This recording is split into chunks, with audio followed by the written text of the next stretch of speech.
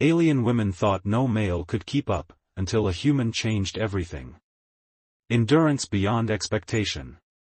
The 3 moons of Helio Station cast silver light across the observation deck's polished floors. Marcus Reed stood at the viewport, watching as orbital shuttles traced luminous paths between the station and the azure planet below. The former Earth Special Forces operative rolled his shoulders, the movement rippling across his bare torso as he cooled down from his evening workout routine. "Unusual to find someone else here at this hour," came a melodic voice from behind him. Marcus turned, his relaxed posture shifting subtly to alertness. 2 Lyrellian women had entered the observation deck, their violet skin luminescent under the moonlight. Their athletic frames were wrapped in form-fitting silver ceremonial garb that left their shoulders and midriffs exposed, revealing intricate bioluminescent patterns that pulsed beneath their skin. "Ladies," Marcus acknowledged with a polite nod. "Just finishing my evening routine." The taller of the 2 approached, her silver eyes appraising him with unconcealed interest. Her platinum hair was woven into an elaborate crown of braids that framed her angular features.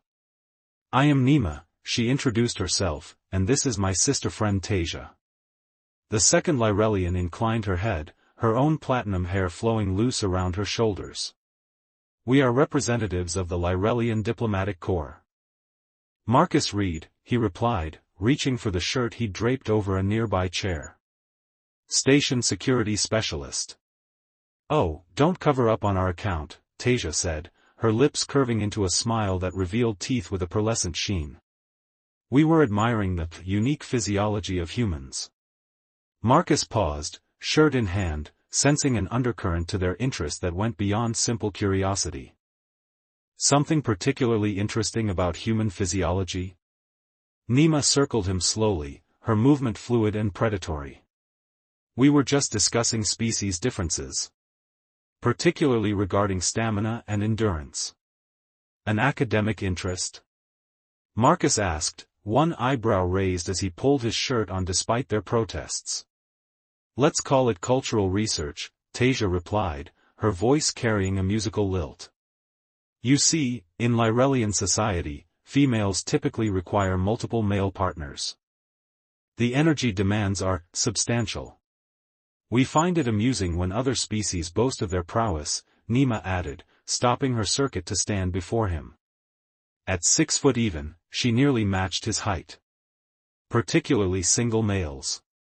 Marcus's lips quirked into a half-smile. "Careful with assumptions based on limited data points. Are you suggesting humans are somehow different?" Tasia asked, moving to stand beside her companion, creating a united front of violet skin and silver eyes.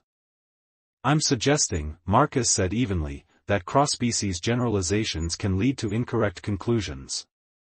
The women exchanged glances, communicating silently in the way only longtime companions could. Nima's bioluminescent patterns flashed in what Marcus recognized as amusement. "Perhaps you'd care to elaborate on," Tasia began, but was cut off by the station's alert system blaring to life. "Emergency in Sector 17. All security personnel report. Containment breach in xenobiology. Repeat, containment breach in xenobiology." Marcus's demeanor transformed instantly from relaxed to razor-sharp focus. "Ladies, I recommend you return to your quarters." He was already moving toward the exit, activating his comms implant with a tap to his temple. Reed responding. "Status report." The panicked voice of a junior security officer filled his ear. "Sir." The Craxus specimens broke containment. 3 researchers down, unknown casualties. The specimens are heading toward the civilian sectors. "Lock down connecting corridors," Marcus ordered, his voice calm despite the gravity of the situation. "I'm en route." He paused at the door, glancing back at the Lyrellian women who watched him with newfound interest. "This isn't a drill. These creatures are dangerous. Stay here where it's safe." "We are Lyrellian warriors as well as diplomats," Nima replied, her posture straightening. "Perhaps we can assist." Marcus assessed them quickly. Their physiques suggested they weren't bluffing about combat training. "Can you handle yourselves in a crisis?" "Better than most," Tasia assured him, her earlier flirtation replaced by professional confidence. "Then stay behind me and follow my lead," he conceded, retrieving an emergency weapons cache hidden beneath a decorative panel. He quickly assembled a shock pulse rifle, checking its charge before offering them each a smaller sidearm. The women accepted the weapons with practiced ease, confirming Marcus's assessment of their training. As they moved through the station's corridors, emergency lighting bathed everything in a red glow. "What exactly are Kraxus?" Nima asked, checking the sidearm settings as they ran. "Predatory arthropods from Nova Centauri," Marcus replied, his stride never faltering. "Tough exoskeletons, highly aggressive, and equipped with paralytic venom. Lab was studying their regenerative capabilities. And now they're loose," Tasia observed grimly. "Exactly. They rounded a corner to find chaos. 2 security officers were attempting to corral station personnel away from the danger zone, while distant screeching echoed through the corridors. Marcus immediately took command, his voice carrying authority that had the panicked civilians responding instantly. "Peterson, establish a perimeter. Juan, get these people to emergency shelters. I'll handle the specimens." "Alone?" one of the officers questioned, eyes widening as he caught sight of the 2 Lyrellians behind Marcus. "I have assistants," Marcus replied, nodding toward Nima and Tasia. "Now move." As the area cleared, Marcus turned to his unexpected companions. "These things are fast and work in packs. Aim for the joint sections between carapace plates." They advanced cautiously toward xenobiology, the sounds of destruction growing louder. Marcus held up a hand, signaling them to stop as he peered around a corner. 3 specimens, adult phase. 2 feeding on laboratory supplies, 1 standing guard. He glanced back at the women. "I'll draw the sentry's attention. When it charges, target its underside." Without waiting for acknowledgement, Marcus stepped into the corridor, immediately drawing the attention of the guard Kraxus. The creature was the size of a large dog, its iridescent exoskeleton gleaming under the emergency lights. It reared up on 4 hind legs, its frontal appendages raised threateningly. "Now!" Marcus called, dodging to the side as the creature charged. Nima and Tasia fired in perfect synchronization, their shots striking precisely where Marcus had indicated. The Kraxus screeched, collapsing into a twitching heap. The commotion alerted the other 2 creatures, which abandoned their destruction to focus on the new threat. They moved with unsettling speed, skittering across walls and ceiling in their rush to attack. What happened next left the Lyrellian women staring in stunned appreciation. Marcus moved with a fluid grace that belied his solid frame, anticipating the creature's movements with uncanny precision. When one lunged, he dropped and fired upward, hitting the vulnerable spot beneath its head. As the second creature attacked from his blind spot, he rolled, coming up on one knee to fire again. The entire encounter lasted less than 30 seconds. "How did you move like that?" Tasia asked, her voice tinged with both professional admiration and something more personal. "Standard Earth Special Forces training," Marcus replied, checking the downed creatures to ensure they were neutralized. "Enhanced reflexes and predictive combat algorithms." "There's nothing standard about what we just witnessed," Nima observed, her bioluminescent patterns pulsing with excitement. Before Marcus could respond, his comm implanted chimed. "Sir, we have another problem. The lab supervisor says 5 specimens escaped, not 3. As if on cue, a scream echoed from further down the corridor. "Stay alert," Marcus ordered, moving toward the sound. They found a researcher cornered by the remaining 2 Kraxus, which were significantly larger than the first 3. "Breeding pair," Marcus muttered. "Far more dangerous." The creatures had the researcher trapped in a utility alcove, their mandibles clicking in anticipation. The situation required immediate action. "Distraction pattern," Marcus instructed the Lyrellians. When they turn, I'll go for the extraction. Nima and Tasia moved to opposite sides of the corridor, creating a crossfire position. They fired simultaneously, their shots striking non-vital areas of the creature's exoskeletons. As predicted, the Kraxus turned toward the new threats. Marcus seized the moment, launching himself forward in a sprint that seemed impossibly fast for a human. He grabbed the terrified researcher and pulled them to safety, sustaining a deep gash across his back from one creature's striking appendage in the process. Despite the injury, Marcus pivoted immediately, firing a concentrated burst at the female Kraxus's vulnerable neck joint. The creature collapsed, but its mate responded with berserk fury, charging toward Marcus with murderous intent. Down!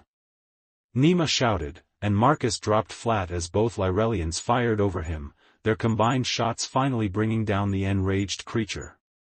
In the sudden silence that followed, Marcus rose to his feet, seemingly unaffected by the wound that had torn through his shirt and left a trail of crimson down his back. "Are you injured?" Tasia asked, rushing to his side. Proving ground. The multispectrum lights of Helio Station's healing chamber bathed Marcus Reed in a soft blue glow as the medical nanites finished sealing the gash across his back. Nima and Tasia waited nearby, their violet skin taking on an otherworldly shimmer under the specialized lighting. "Remarkable recovery rate," commented Dr. Lakshmi Patel as she reviewed his biometric readings. "Most species would require at least a full cycle of rest after an encounter with Kraxus venom." "Humans are built to adapt," Marcus replied, rolling his shoulders experimentally. The newly formed skin pulled slightly but held firm. "Indeed," Dr. Patel agreed. "You're clear to leave, but I recommend avoiding strenuous activity for the next 12 hours.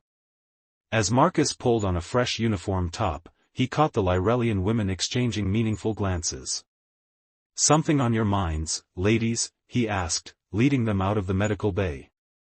Nima's bioluminescent patterns pulsed briefly before she spoke. "We've been discussing your performance during the crisis. It was unexpectedly impressive." "That sounds suspiciously like a compliment," Marcus observed with a slight smile. "Consider it professional acknowledgement," Tasia replied, though her silver eyes held a warmer appraisal. Few beings could have handled multiple Kraxus while sustaining an injury, let alone protected civilians simultaneously. They entered a transit pod that would take them to the residential section of the station.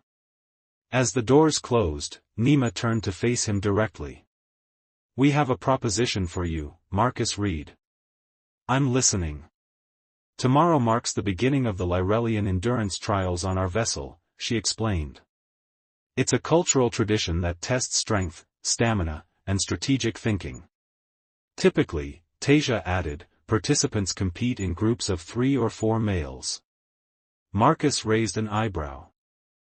"And you're inviting me to participate?" As a solo entrant, Nima confirmed, her tone suggesting this was unusual. "No non-Lyrellian has ever attempted the trials alone." The transit pod slowed to a stop, doors opening onto the residential concourse. Marcus stepped out, considering their offer. "Is this about testing the limits of human endurance specifically?" he asked, his perception keen. Tasia smiled, impressed by his insight. "Partially. Our initial assessment of human capabilities may have been premature. And if I succeed? Then we will have learned something valuable about your species," Nima replied. "And perhaps about our own preconceptions." Marcus studied the two women, recognizing the challenge beneath their diplomatic veneer. The doctor advised against strenuous activity, he reminded them. "The trials begin at the 18th hour tomorrow," Tasia countered. "More than enough time for human recovery, yes?" Marcus smiled, accepting the challenge in their eyes. "I'll be there." I'll continue with part 2 of the story now. Part 2, Proving Ground. The multispectrum lights of Helio Station's healing chamber bathed Marcus Reed in a soft blue glow as the medical nanites finished sealing the gash across his back. Nima and Tasia waited nearby, their violet skin taking on an otherworldly shimmer under the specialized lighting. Remarkable recovery rate, commented Dr. Lakshmi Patel as she reviewed his biometric readings. Most species would require at least a full cycle of rest after an encounter with Craxus venom. Humans are built to adapt, Marcus replied, rolling his shoulders experimentally. The newly formed skin pulled slightly but held firm. Indeed, Dr. Patel agreed. You're clear to leave, but I recommend avoiding strenuous activity for the next 12 hours. As Marcus pulled on a fresh uniform top, he caught the Lyrellian women exchanging meaningful glances.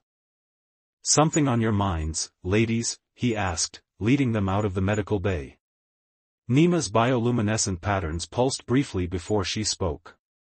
We've been discussing your performance during the crisis. It was unexpectedly impressive. That sounds suspiciously like a compliment, Marcus observed with a slight smile.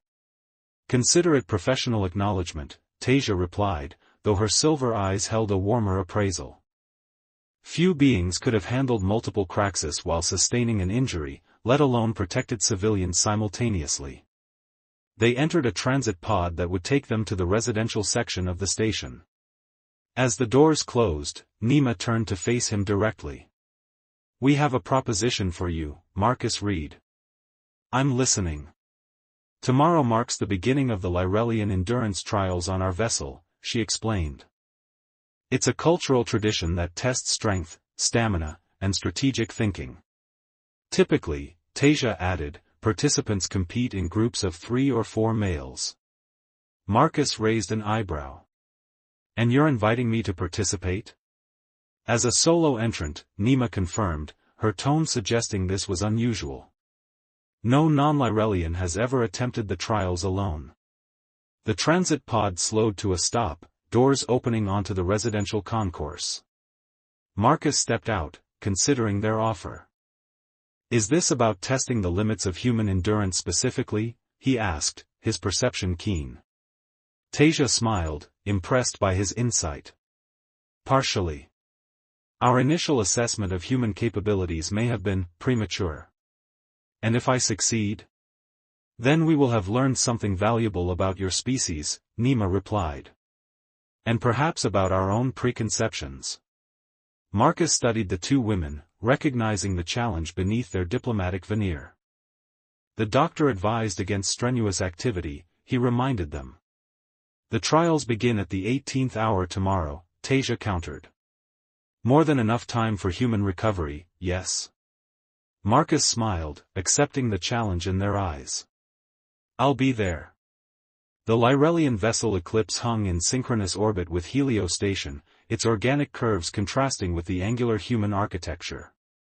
Marcus arrived via shuttle, dressed in the form-fitting performance gear the Lyrellians had provided, black with silver accents that matched their ceremonial colors. Nima greeted him at the docking bay, her platinum braids now interwoven with ceremonial silver threads. Welcome to the Eclipse. Are you prepared for the trials? As ready as I'll ever be, Marcus replied, taking in the ship's interior. Living plant matter formed much of the structural elements, creating an environment that felt both alien and oddly comforting. This way, she directed, leading him through corridors where other Lyrellians paused to observe the human visitor with undisguised curiosity. Most of our people have never seen a human in person. I'm sensing I'm something of a spectacle today, Marcus noted.